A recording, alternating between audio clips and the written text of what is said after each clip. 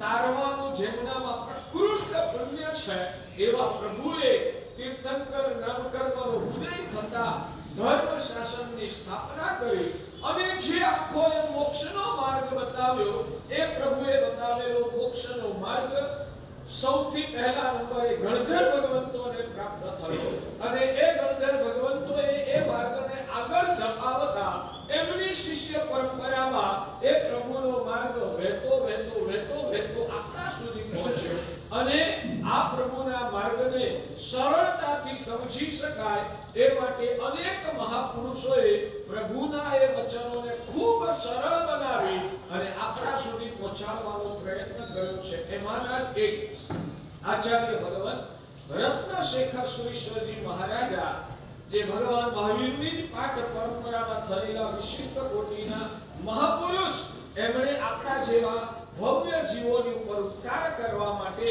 આત્માનો વિકાસ કેવી રીતે થઈ શકે એના માટેનું સરસ મજાનું વિવરણ એ આ ગ્રંથની અંદર કર્યું છે. એનો પહેલો શ્લોક ગુણસ્થાન ક્રમારોહ હતમોહમ જીનેશ્વરમ નમસ્કૃત્ય એટલે કે જેમણે ગુણસ્થાનકના ઉત્તરોત્તર ક્રમશઃ ઊંચે ચડતા હતમોહ પોતાના અંદરમાં રહેલા મોહને જેમણે હણી નાખ્યો છે એવા જીનેશ્વર ભગવંતોને નમસ્કાર કરીને ગુણસ્થાન સ્વરૂપ કિંચિદ ઉચ્યતે કંઈક આંશિક સ્વરૂપે એટલે આંશિક સ્વરૂપે એટલા માટે કહેવાય છે કે આ ગુણસ્થાનકનું સ્વરૂપ એટલું બધું ગહન છે કે સર્વજ્ઞ ભગવંતો સિવાય એને પૂર્ણ રૂપે આ જગતમાં કોઈ સમજી શકતું નથી. આ ગુણસ્થાનકનું છે વાસ્તવિક સ્વરૂપ છે એને પૂર્ણ રૂપે કેવળ જ્ઞાની ભગવંતો સિવાય કોઈ પૂર્ણ રૂપે સમજી પણ શકતું નથી અને ભગવાન પૂર્ણ જ્ઞાની હોવાના કારણે બધું જ જાણે ખરા પણ એનું વર્ણન સંપૂર્ણપણે કરવાનું સામર્થ્ય તીર્થંકર ભગવંતો પણ એનું પૂર્ણ રૂપે વર્ણન કરી શકતા નથી. એટલે અહીં જે કહેવાશે તે બહુ થોડું અલ્પ માત્રામાં જ રજૂ કરી શકાશે માટે લખે છે ગુણસ્થાન સ્વરૂપ કિંચિદ ઉચ્યતે કંઈક આંશિક સ્વરૂપે આ ગ્રંથની અંદર અમે ગુણસ્થાનકનું સ્વરૂપનું વર્ણન કરશું. આ રીતે મંગળ સ્વરૂપે પહેલો શ્લોક એનો માત્ર શબ્દાર્થ આપણે સમજવાનો પ્રયત્ન કર્યો. જ્યારે પ્રવચન હું ઓછું કરું ત્યારે કૃપારત્ન વિજયજી અરિહંત વંદનાવલી ઉપર પ્રવચન કરશે એટલે આજે અરિહંત વંદનાવલીનો પણ પ્રારંભ અત્યારે થોડીવાર માટે એ કરાવે કારણ કે શુભ મુહૂર્ત ચાલી રહ્યું છે. પછી પાછું આપણે આ ગ્રંથની પ્રવચન ધારામાં અત્યારે આગળ જોડાઈશું.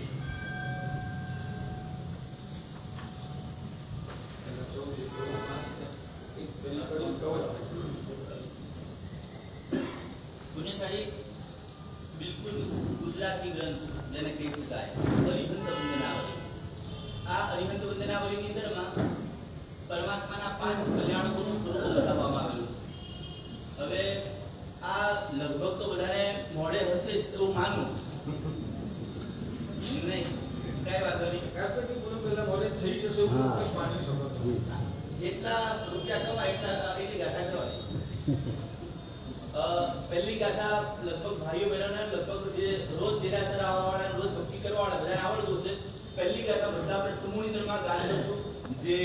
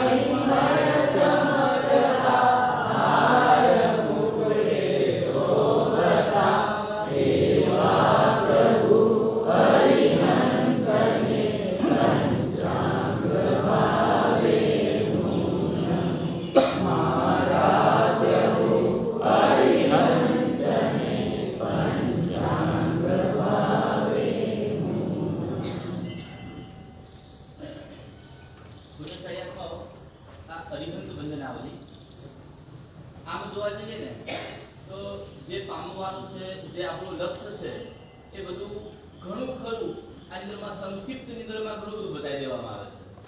અહીંયા પણ અરિહંત બંધનાવલીનો પ્રારંભ કરતા પહેલી લાઈન બતાવે જે 14 મહા સપનો નિજ માતને હરખાવે.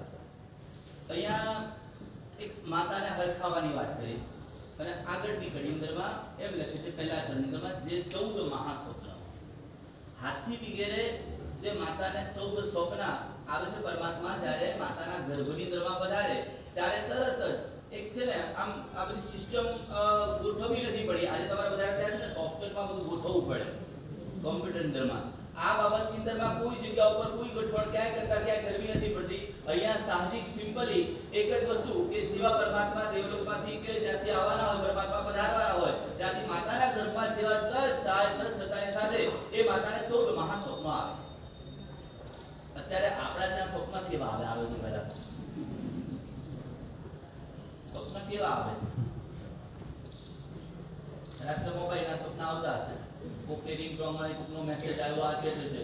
અહીંયા માતાની સ્વપ્ન 14 સ્વપ્ન હાથી વગેરે અહીંયા આંકડો પણ છે ને 14 નો છે. ગુરુ મહારાજે પણ જે ગ્રંથ લીધો ને એનો પણ આંકડો કેટલાનો? 14 નો. ગ્રંથનું નામ શું છે ભાઈ? ગુરુ મહારાજના ગ્રંથનું નામ શું છે? ગુણસ્થાનક ક્રમારોહ. બધા બોલો ભાઈ, ગુણસ્થાનક ક્રમારોહ. અત્યારે કેવું થાય ખબર છે કે તમને આગલા વર્ષોની અંદરમાં જે છેલ્લા 5 વર્ષના ચાતુર્માસ દરમિયાન કયો કયો ગ્રંથ લેવાયો હોય કેટલા વ્યક્તિને નામ યાદ છે ભાઈ? આ પણ યાદ રાખો. અને 10 જગ્યા ઉપર તમારે આજે કહેવાનું કે અમારા ત્યાં ગ્રંથ નિંદરમાં ગુણસ્થાનક ક્રમારોહ નામનો ગ્રંથ ચાલુ થયો. આ ગુણસ્થાનક કેટલા ભાઈ? એ પણ 14. અહીંયા માતાને સ્વપ્ન આવે એ પણ કેટલા? 14. અને કૂતરું કરડે ત્યારે ઇન્જેક્શન પણ કેટલા લેવા પડતા હતા? આ બધામાંથી છુટકારો પ્રાપ્ત કરવો હોય, આત્માનો સંસારથી પણ છુટકારો પ્રાપ્ત કરવો હોય તો 14 ગુણા સારસ પાર કરવા પડે. બસ પુણ્યશાળી આ 14 સ્વપ્ન છે એ 14 નો આંકડો પણ આમ મજાનો છે, બહુ સરસ મજાનો. એ ગુરુ મહારાજ જ્યારે છે ને સ્નાત્ર મહોત્સવ જ્યારે અહીંયા થશે, જ્યારે લગભગ પર્યુષણ પહેલા લાસ્ટ સંજયની વિચારણા ચાલી રહી છે, એ વખતે સ્નાત્ર મહોત્સવની અંદરમાં 14 સ્વપ્ન અને સામે 14 ગુણ સાર, એ બંનેનું કનેક્શન શું છે એ સરસ મજાની વાત ગુરુ મહારાજ એ વખતે કરશે. પણ અત્યારે જેવા પરમાત્મા માતાના ગર્ભની અંદર આવે ને એટલે માતાને આનંદ થાય. ભગવાન કરવું હોય પ્રારંભિક કક્ષાની ભૂમિકાની અંદરમાં સૌથી પહેલા તમારે શું કરવાનું? માતાને આનંદ આપો. અહીંયા જેવા ભગવાન ગર્ભમાં પધાર્યા અને ગર્ભમાં પધારતાની સાથે પરમાત્માની માતાને ખૂબ આનંદ થઈ ગયો. હું તમને પૂછું છું કે આજે આપણા બધાનો સ્વભાવ બેસિક ભાઈ સાહસિકતાથી હું તમને પૂછું છું, ભાઈ તમે ઘરે જાઓ ત્યારે તમારા પરિવાર વાળાને, તમારા માતા પિતાને, તમારા સાવિકાને, તમારા દીકરા દીકરીને આનંદ કેટલો થાય? આમ મોડું ના હલાવશો, બોલો, આનંદ થાય છે. ત્યારે વાતાવરણ અત્યારે આમ કેવું છે, જો એટલું તમે બરાબર મગજમાં ગોઠવી દો કે આપણે આ ઉપવાસ રહેવા નથી આવતા. ગુરુ મહારાજે પહેલા તમને પ્રવચનમાં વાત કરી, આ છે ને અધ્યાત્મનું દવાખાનું છે. આ અધ્યાત્મનું દવાખાનું છે અને આ દવાખાનામાં આયા પછી તમારે તમારા રોગનું નિદાન કરવાનું છે અને એ રોગને તમારે દૂર હટાવવાનો છે. એના માટે તમે અહીંયા આવો છો. અહીંયા એક વાતો આપણા આત્માની સાથે કઈ કઈ જગ્યા ઉપર લાગુ પડે છે એ વાતનું કનેક્શન બરાબર ગોઠવવાનું છે. પુણ્યશાળી, સૌથી પહેલો મારો તમને આટલો નાનકડો પ્રશ્ન છે, તમે જ્યારે ઘરમાં આવો ત્યારે બધાને આનંદ જ થાય?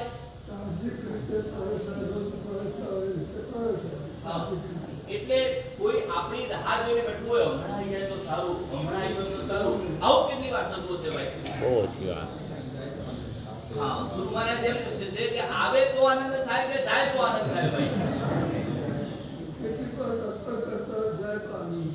હા, એટલે ટૂંકમાં સ્વભાવ આપણો શું છે આટલી જ વાત છે માત્ર. અહીંયા છે ને ભગવાન જ્યારે માતાના ગર્ભમાં પધારે એટલે આનંદ એ આ માતાને માત્ર નહીં, માતા તો મુખ્ય વ્યક્તિ છે, આખા પરિવારની અંદરમાં, આખા રાજભવનની અંદરમાં, આખા નગરની અંદરમાં તમામ વ્યક્તિઓને આનંદ થાય. અને આગળ વધીને શાસ્ત્રકાર ભગવત અત્યારે ગુરુ મહારાજે પણ બહુ સરસ વાત કરી કે 14 રાજલોકના તમામ જીવોને ક્ષણ માટે આનંદનો અહેસાસ થાય. નરકની અંદરમાં પણ છે ને એક ક્ષણ માટે અજવાળું થઈ જાય. આટલું આમ છે ને પેલો બોલે એક ક્ષણનો ચમકારો હોય, કેટલું સરસ.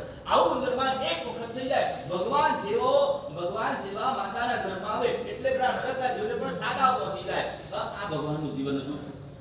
આપણે પણ ભગવાન બનવું હોય ને ભાઈ, આપણે પણ ભગવાન બનવું હોય તો ભગવાન બનવા માટેનો પ્રારંભિક ભૂમિકાનો એક આટલો જ નાનકડો ગુણ આપણે લેવાનો એક પ્રયત્ન પુણ્યશાળી કરવા જેવો લાગે છે કે આટલો સુધારો કે હંમેશા છે ને આપણે પોતે ફ્રી જિંદગી જીવી અને સામેવાળી વ્યક્તિને પણ ફ્રી જિંદગી, એમાં સામેવાળી વ્યક્તિને અનુકૂળ કેવી રીતના બનીને જિંદગી જીવી એ બધી વિશેષ વાતો આખી અરિહંતના અંદરમાં ગુરુ મહારાજના પ્રારંભિક કક્ષાથી એ ગુણ સારા પ્રમાણોના અંતર્ગત છે પણ સરસ મજાની વાતો, બધી સરસ મજાની વાતો હોય છે એ બધી આપણે સાંભળવી છે. પણ આજે ગ્રંથના વાંચનના પહેલા દિવસે આપણી પહેલી આરાધના, પહેલી આરાધના કઈ ભાઈ?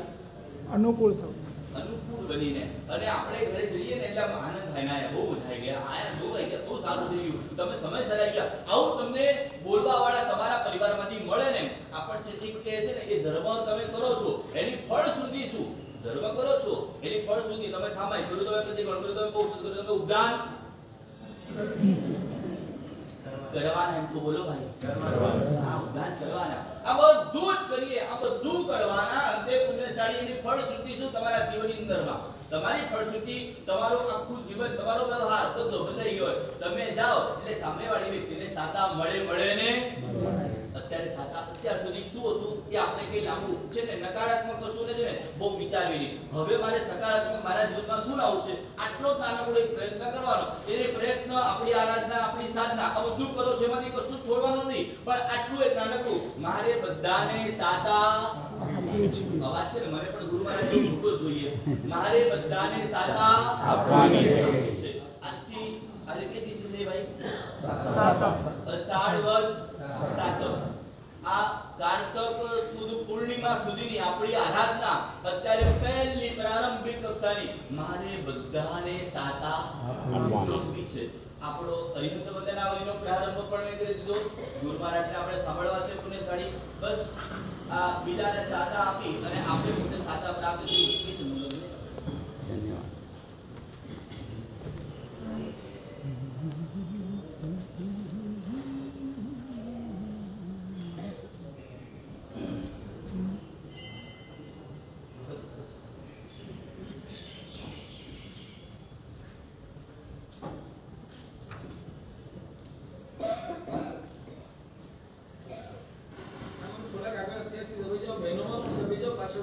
પાછળ કોઈ આવે તમને વાંધો ના આવે, દબાઈને બેસો પહેલેથી.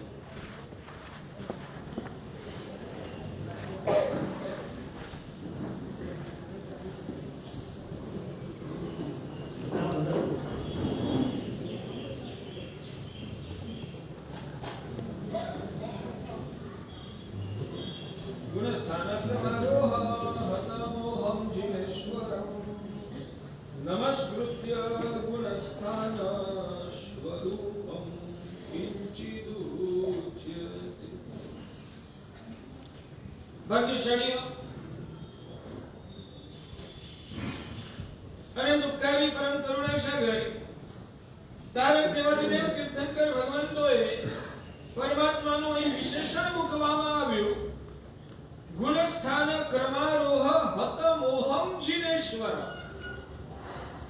પરમાત્માએ પોતાના આત્માની અંદરમાં અનંત કાળથી વ્યાપેલા એવા મોહને હણી નાખ્યો. કારણ કે મોહ એ જ સંસારના પરિભ્રમણનું મૂળ કારણ છે.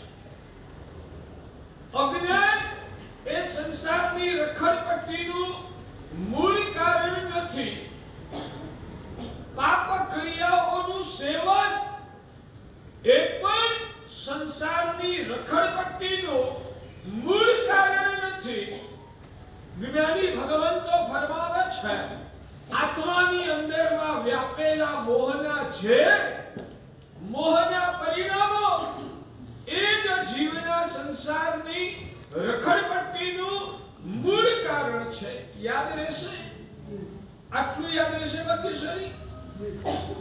અંદરમાં પડેલો ઉછળતો એવો મોહનો પરિણામ ભગવાન કે છે એ જ હકીકતમાં જીવનો સંસાર છે.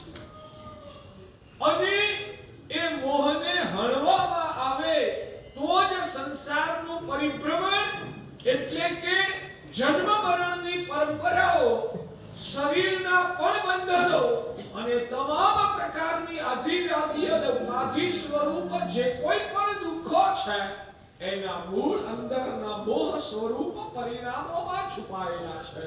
એટલે એ મોહને ઓગાળવામાં આવે તો સંસાર ઓગળે. અને યાદ રાખો કે સંસાર ઓગળે તો જ દુઃખો ખતમ થાય. સંસાર ઓગળે તો જ દુઃખો ખતમ થાય. સંસારને જીવતો રાખી દુઃખોને મટાડવાના પ્રયત્નો કરવા ભગવાન કે છે જીવનું અજ્ઞાન છે, એ જીવની મૂર્ખતા છે. સમજદાર વ્યક્તિ દુઃખોને ભગાડવા માટે એ ક્યારેય પ્રયત્ન કરતો નથી. સમજદાર વ્યક્તિ દુઃખથી ભરેલો એવો જે સંસાર છે ને એને જ મિટાવવાનું લક્ષ્ય રાખે છે. કારણ કે જ્ઞાની ભગવંતોએ શાસ્ત્રોમાં વર્ણવ્યું છે, દુઃખ રૂપે દુઃખ ફલે દુઃખાણુ બંધે. આખો સંસાર એ સ્વરૂપથી જ દુઃખમય છે. આખો સંસાર એ સ્વરૂપથી જ દુઃખમય છે. આગળ જતા એ વસ્તુની વિવેચના આપણે સ્પષ્ટ તમારા મગજમાં પણ સમજાય. તમને ઘણા બધા પ્રશ્નો છે કે મહારાજ સાહેબ એમ કહે છે કે સંસાર દુઃખ સ્વરૂપ છે, પણ હકીકતમાં આપણને તો સંસારમાં પણ પાંચેન્દ્રિયના વિષયો મળે એમાં બહુ મજા આવે છે. તો આવા સંસારને દુઃખ સ્વરૂપ કેવી રીતે કહી શકાય? આ તમે ભલે બોલતા નથી પણ તમારા મનમાં આ એક કહેવાય ને સતત સળવળતો આ પ્રશ્ન છે. એ પ્રશ્નનો પણ જવાબ આગળ જતા આપતા રહીશું.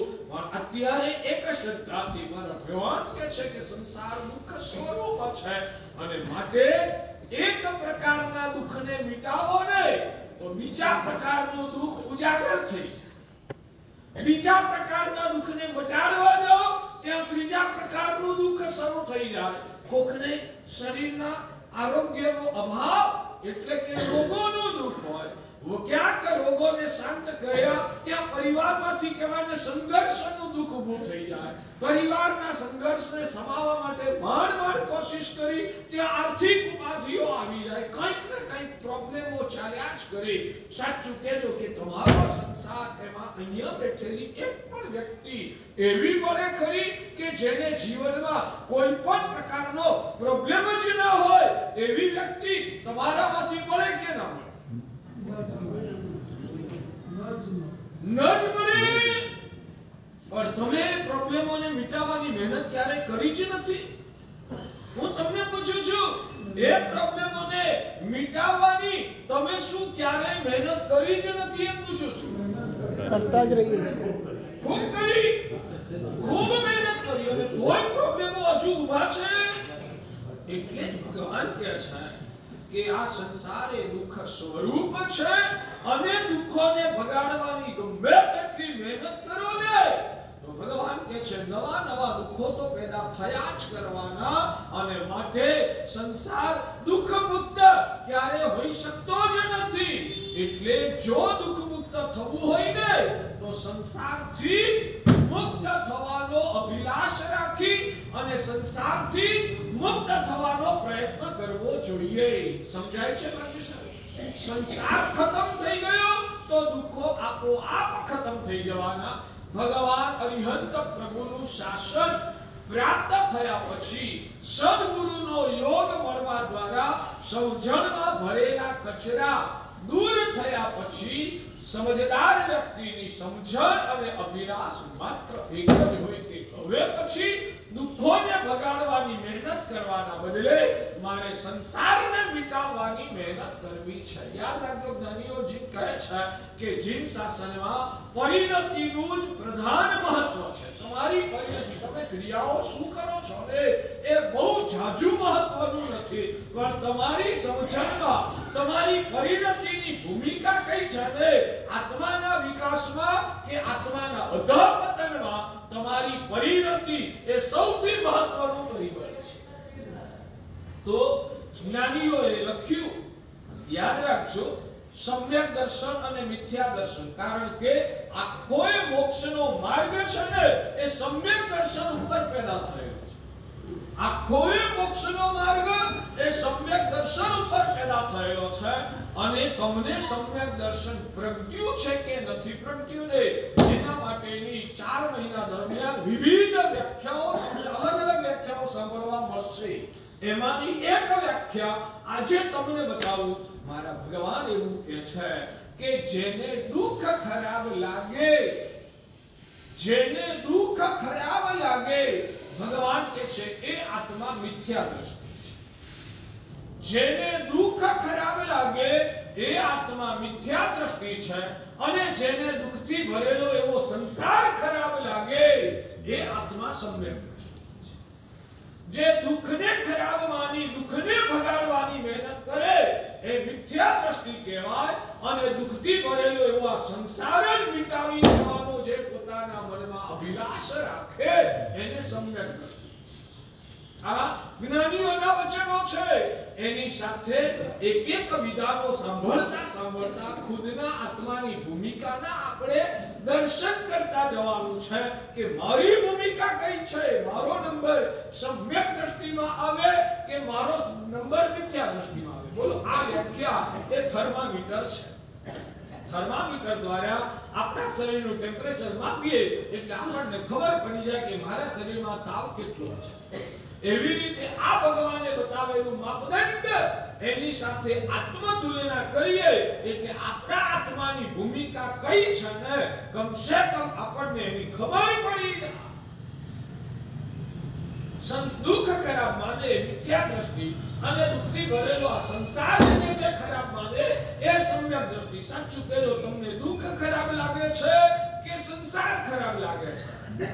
દુઃખ બોલો ને. દુઃખ તો તમારો નંબર શેમાં? મિથ્યાત્વ. હવે આ મિથ્યાત્વમાં આપણો નંબર કેટલા સમયથી લાગેલો છે? મિથ્યાત્વ દશામાં આપણો નંબર કેટલા સમયથી લાગેલો છે? અનંત કાળથી. હવે આ મિથ્યાત્વની દશામાં આપણે કેટલો સમય પસાર કરવાનો છે?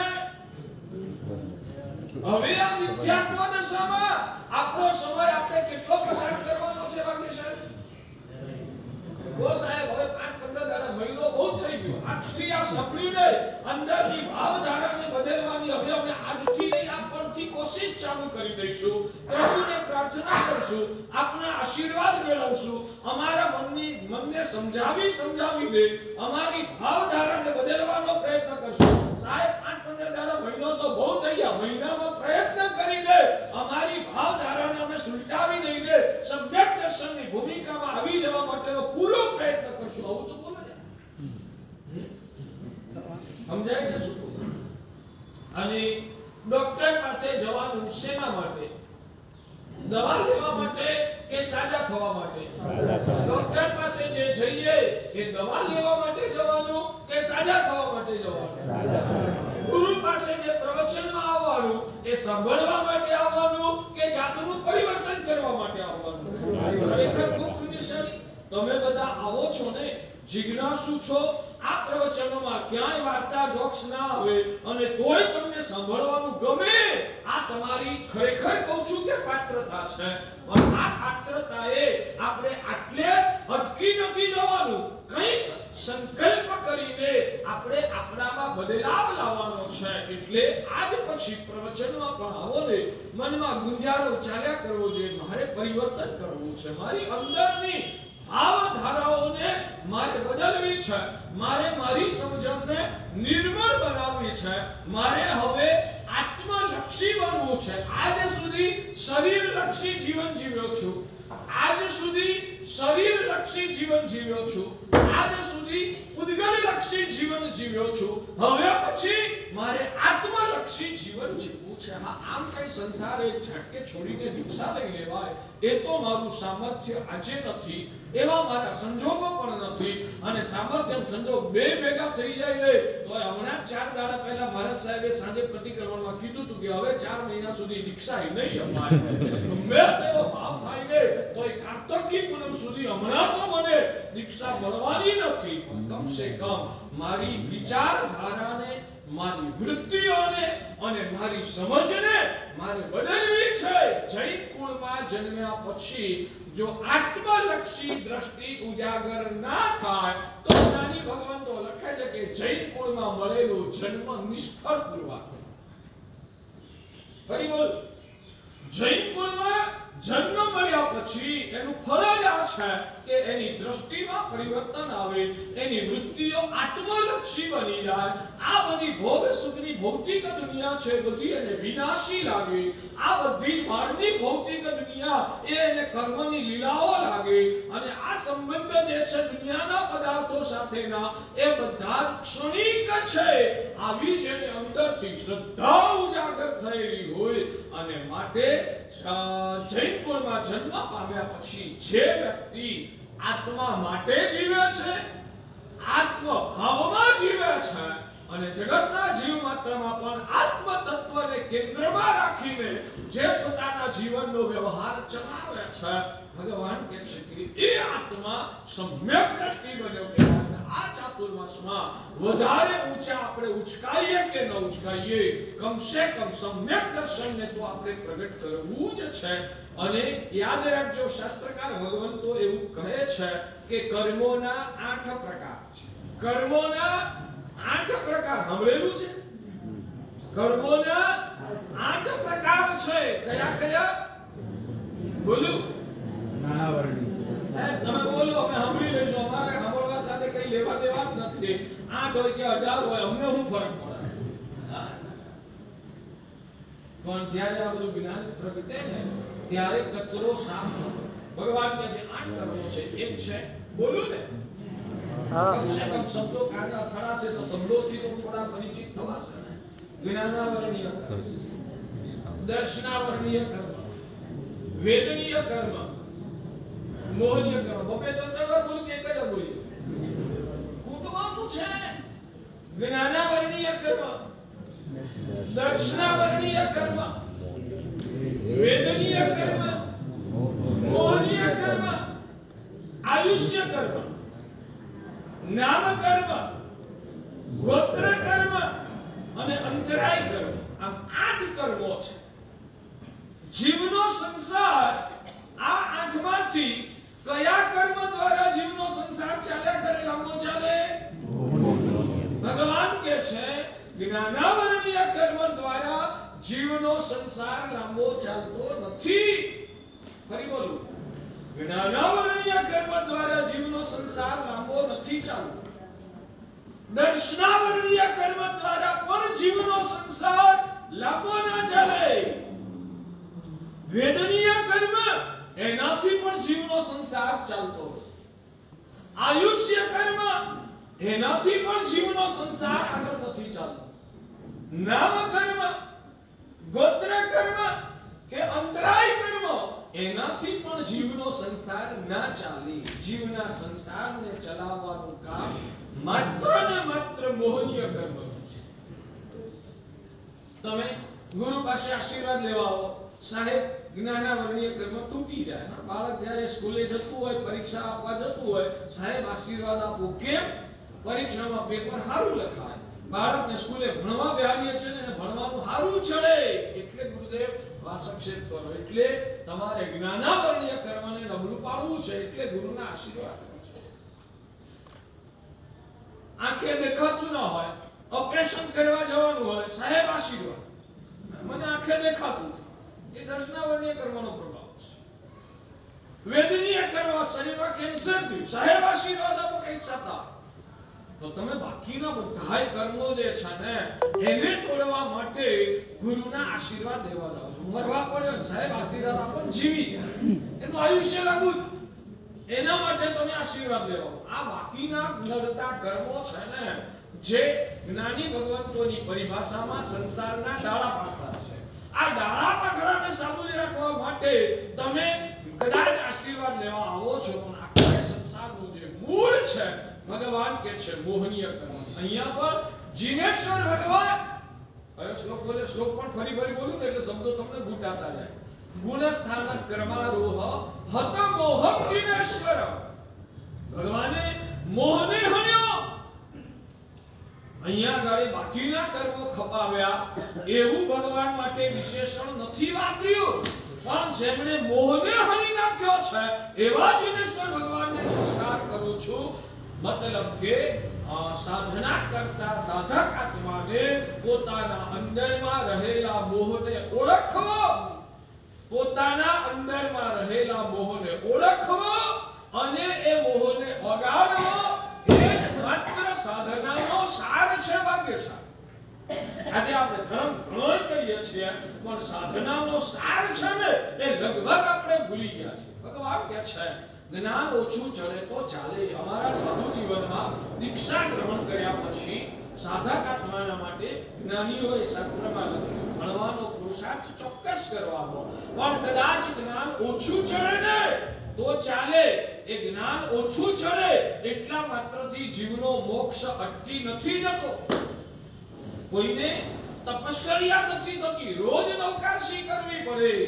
ભગવાન કે છે તપ કરે તો જ મોક્ષ થાય. એવું નહીં, કદાચ તપ ના થતો હોય ને તોય એના દ્વારા મોક્ષ નથી અટકતો, પણ જો મોહના જેમ ના ઓગળે ને તો ગેરંટીથી જીવના મોક્ષ માર્ગમાં પ્રગતિ અટકી જાય છે. એટલે તમે શ્રાવક છો, પ્રભુનું શાસન પામ્યા છો, સદગુરુનો યોગ અને જીનવાણીનું શ્રવણ કરવાનું સૌભાગ્ય જ્યારે તમને મળ્યું છે ને આજે મનમાં આ સમજણને ક્લિયર કરો કે ભગવાનના માર્ગની આરાધના કરતા કરતા મોહના ઝેરને મારે ઓગાળવાના છે અને મોહના ઝેરને ઓગાળવા એ જ ધર્મનો સાર છે.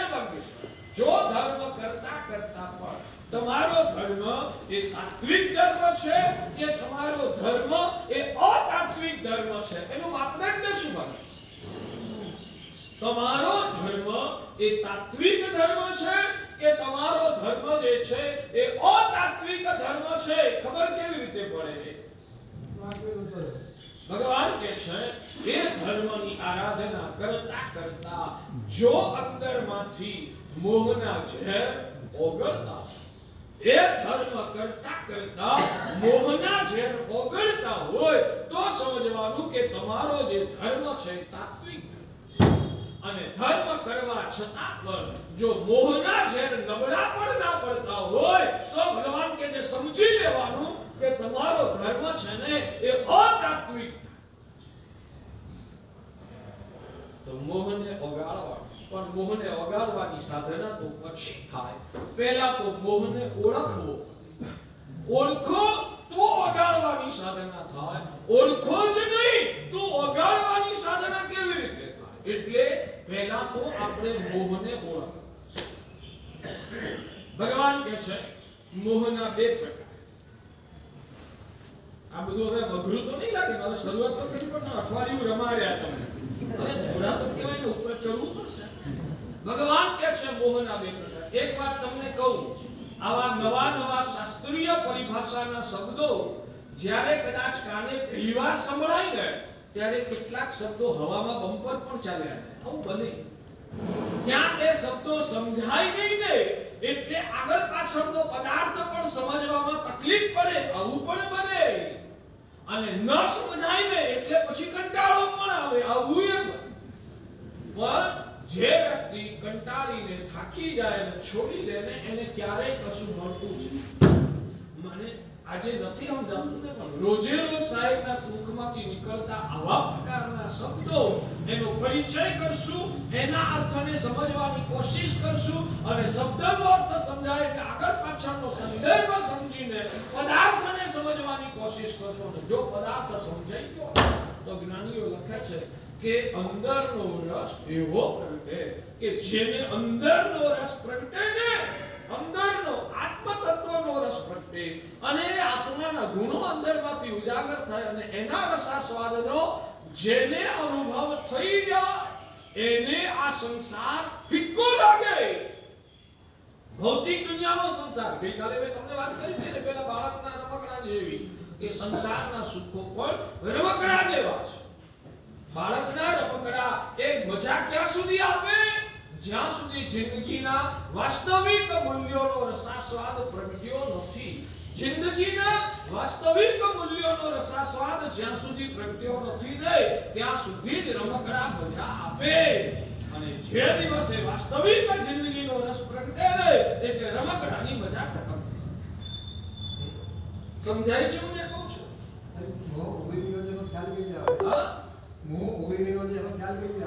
ઓગળી ગયોનો ખ્યાલ કેવી રીતે આવે ને પછી વાત. પહેલા ઓળખીએ તો ખરા, મોહને ઓળખો છો? જે વ્યક્તિને ઓળખતા જ નથી એ વ્યક્તિ તગડો થયો કે નબળો પડ્યો કેવી રીતે ખબર પડે? જે વ્યક્તિને ઓળખતા જ નથી એ વ્યક્તિ તગડો થયો કે નબળો પડ્યો ખબર કેવી રીતે પડે?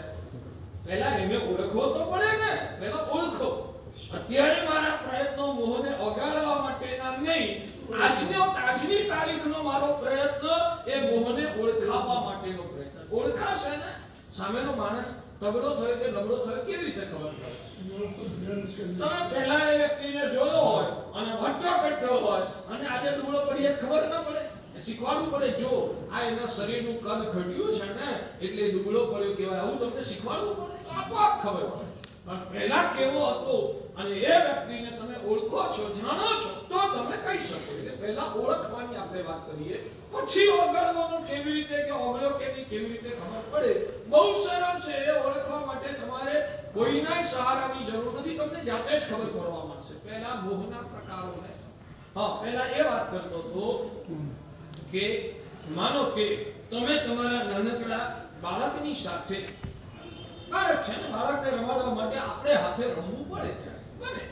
હવે એ બાળક ગઈકાલની વાત કરી કે રમકડાની મોટર લઈને રમતો હોય અને એને રાજી રાખવા માટે તમે એની સાથે રમવા બેઠા, ઠીક છે, એને રાજી રાખવા માટે રમવું પડે.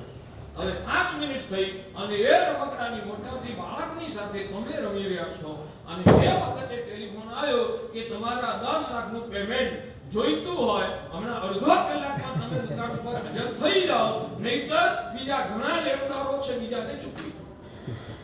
તો હવે તમે શું કરો? રવાના શું કરો? લેવા દે. રમકડું મૂકીને ભાગો? કેમ રમવામાં મજા નહોતી આવતી? રમવામાં મજા નહોતી આવતી? પૈસાનો મહત્વ વધારે. ઇમ્પોર્ટન્ટ શું છે એ વિચારીએ. રમવામાં મજા આવતી હતી, પણ રમવાની મજા કરતા 10 લાખ રૂપિયાની પેમેન્ટ એની મજા ચડિયાતી છે. બરાબર? એટલે હવે આની અંદર રસ ઉતરી ગયા અને 10 લાખ લેવા માટે વ્યક્તિ દોડે. અચ્છા, હવે 10 લાખ લેવા જવાનું છે, ત્યાં સુધી માનો કે વિકલ કદાચ તમારો કોઈ કહેવાય ને ભાઈબંધ મિત્ર એ તમારું વિકલ લઈને ક્યાંક બહાર ગયો છે, એને આપવા માટે હજુ 5 મિનિટની વાર છે. તમે ફોન કર્યો, પેલો કે 5 જ મિનિટમાં આવજો, તમારે વિકલ લઈને જવાનું છે. હવે 5 મિનિટ આ રમકડા સાથે રમી બતાવો. હવે 5 મિનિટ ખાલી આ રમકડા સાથે તમે રમી બતાવો. અરે પણ રમકડું છે, એ રમતા રમતા ઉચાટ કેમ થાય છે? હવે મન પેલા 10 લાખમાં જ્યારે જોડાયું ને, એટલે હવે આ રમકડું પણ આકરું લાગે. હવે પેલો નાનકડો તમારો પોતરો હતો ને, એ કે દાદા મૈજર રમો ને, મૈજર રમો ને, તો તમને ગુસ્સો આવે. છોડ જ થાય. શું થાય? અરે પણ રમકડું રમતા રમતા હમણાં 5-10 મિનિટ પહેલા તો તમે મજાથી રમતા હતા, હવે એ રમવાનું જ્યારે પેલો બાળક જીદ કરે ને, તો તમને એના ઉપર ગુસ્સો આવી જાય. આ અને રમકડાથી આમ લઈ રમવાનું આવે ને, તો પિત્તો ફટ થાય ને આવું. કારણ શું? જીવ ક્યાં છે 10 લાખ? મહત્વ તમે બીજું છે. કહો કે 10 લાખનો જે આનંદ નજરમાં ને મગજમાં આવ્યો છે ને, એટલે હવે આ રમકડાની રમત ફિક્કી લાગે. બરાબર છે? 10 લાખ નજરમાં આયા ને મગજમાં આયા, એટલે હવે હમણાં 5 મિનિટ પહેલા તો તમે પ્રેમથી રમતા, હવે એ રમત તમને ત્રાસદાયક લાગે, કંટાળાજનક લાગે, આકરી લાગે. સાચી વાત કે ખોટી? સાચી વાત. ભગવાન એવું કહે છે કે જેને અધ્યાત્મના સુખના રસાસ્વાદ પ્રાપ્ત થયા હોય ને, એને આ સંસારના 5 ઇન્દ્રિયના વિષયોના તમારા માનેલા ભૌતિક સુખો રૂપી રમકડા, એનો આનંદ એને ફિક્કો લાગે. ફિક્કો લાગે એટલું જ નહીં, ત્રાસદાયક. એમાં એને અકળામણ થાય. જેને સંસારના સુખો ફિક્કા લાગે અને જેને સંસારના સુખોમાં આત્માના સુખોની યાદે, સંસારના સુખોમાં જેને અકળામણનો અનુભવ થાય, સંસારના સુખો જેને ત્રાસદાયક લાગે, ભગવાન કહે છે એ આત્મા સમ્યક દ્રષ્ટિ છે. એ આત્મા સમ્યક દ્રષ્ટિ છે. અને જેને સંસારના સુખો, રમકડાના સંસારના સુખો રૂપી રમકડા, એનો આનંદ મીઠો લાગે, એ આત્મા મિથ્યા દ્રષ્ટિ. હું તમને કહું, એ તમારો 5 વર્ષનો બાળક, એને જ્યારે કહેવામાં આવે, 5 વર્ષનો નહીં, હજુ તો 3 વર્ષનો છે, એને કહેવામાં આવે 10 લાખ રૂપિયા મળે છે, ચાલ આપણે આ રમવાનું છોડી દે, ચાલ આપણે 10 લાખ રૂપિયા લેવા જઈએ, તો શું કરે? નહીં આવે. હું એ તમારી દશા જે છે ને, એ તમને આ ઉદાહરણ દ્વારા સમજાવું છું. બક્ષા તો એ 3 વર્ષનો બાળક છે ને, એ નાદાન છે, અણસમજુ છે, સમજણનો અભાવ છે, અને સમજણના અભાવના કારણે એને 10 લાખ રૂપિયાની લાલચ આપવામાં આવે ને. તો આમ તમને પૂછું, આમ તમારા ઘરની અંદર માનો કે ટીપાઈ ઉપર આમ 10 લાખ રૂપિયાની કેશ પડેલી હોય, ટીપોઈ ઉપર 10 લાખ રૂપિયાની કેશ પડેલી હોય, અને એ જ ટીપોઈ ઉપર બાજુમાં એક નાનકડું રમકડું પડ્યું હોય. એ 3 વર્ષનું બાળકની વાત પછી તમે ત્યાં ગાડે પહોંચ્યા, 2 વસ્તુ ટીપોઈ ઉપર પડી છે, તમે પહેલું હાથમાં શું પકડો? તમે શું પકડો? 10 લાખ. તમે જાઓ તો પહેલા 10 લાખ રૂપિયા પકડો અને બાળક જો 3 વર્ષનું એ ત્યાં આગળ ટીપોઈ પાસે પહોંચ્યું, બે વસ્તુ પડી છે તો બાળક પહેલું શું ઉપાડે? કારણ શું? તમે 10 લાખ કેસ ઉપાડો અને એ બાળક રમકડું ઉપાડી, તમે 10 લાખનું કેસ પકડીને રાજી થાવ, પેલો રમકડું પકડીને રાજી થાય, તો બેમાં સાચું શું? બંને રમકડું સાચા. પકડીને રાજી એ રાજી થાય છે અને 10 લાખ રૂપિયા પકડીને રાજી થાવ છો તમે. બંને પોતાની અવસ્થા પ્રમાણે કરી રહ્યા છે. એક અલગ વાત, શ્રેષ્ઠ કોને કહેવાય?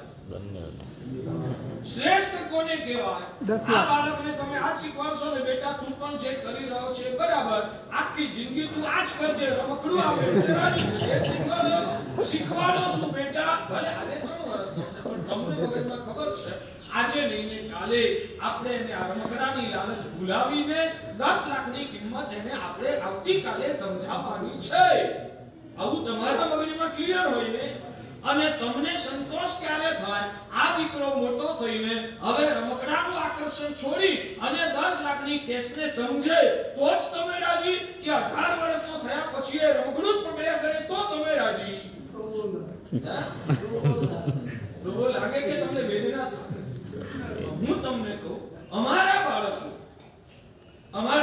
અમારી સામે બેઠેલા, એ અમારા બાળકો આ જગતના ભૌતિક પદાર્થોના રમકડા આજે ગઈકાલે જ્યાં સુધી જૈન શાસન નહોતું મળ્યું ને, જૈન કુળ નહોતું મળ્યું, દેવનો ભાવ, નરકનો ભાવ કે તિર્યન છે ના ભાવમાં જ્યાં સુધી હતા ને ત્યાં સુધી તો પૂતગલની રમત રમતા રહ્યા. એ વખતે તો અમે સમજતા હતા કે આ 3 વર્ષના બાળક જેવા, પણ મનુષ્યનો અવતાર મળ્યો, જીન શાસન મળ્યું, સદગુરુનો યોગ મળી ગયો, આવા તત્વના વિધાનો સાંભળવાનું સૌભાગ્ય મળ્યું, અને તોય આ બધા 18 વર્ષ જેવા થયા અને તોય હજુ પૂતગલના રમકડામાં જ રમ્યા કરે, તો એના મા-બાપની માનસિક હાલત કેવી હોય? દુઃખી. અમારી હાલત કહું છું, અમારા આ અનુયાયીઓ આ ભવમાં આજે પણ આ તત્વને નથી સમજી શકતા, આજે પણ એ આત્માને નથી ઓળખી શકતા, આજે પણ અંદરના દોષોને ઓગાળીને આત્મશુદ્ધિનો રસાસ્વાદ પામવાની સમજણ નથી પ્રગટાવી શકતા. આમને આમ આવતીકાલે જિંદગી પૂરી થઈ જશે અને પરલોક રવાના થઈ જશે. બિચારા આ જીવોની હાલત શું થશે? તમને થાય ને કે આજે 18 વર્ષનો થયો છે અને હજુ રમકડાની ઘેલછા છૂટતી નથી, એ જિંદગીની વાસ્તવિકતાઓને સમજી શકતો નથી. હું આજે છું, કાલે હુંય મરી જઈશ, ગરડો થયો મરી જઈશ, પછી આ પાછલી જિંદગીમાં આને કોણ સંભાળશે? એની બિચારાની હાલત શું થશે? તમને એ ચિંતા સતાવે કે ના સતાવે? જેમ તમને 18 વર્ષનો દીકરો રમકડાનો મોહ છોડી ના શકે, ત્યારે એ નાદાન છે, સમજી શકતો નથી, એને શું કહેવાનું? આપણને અંદર વેદના થાય કે બિચારાનું આવતીકાલે શું થશે? એને એની કોઈ અસર ન હોય, એ તો એની મસ્તીમાં પાગલ હોય.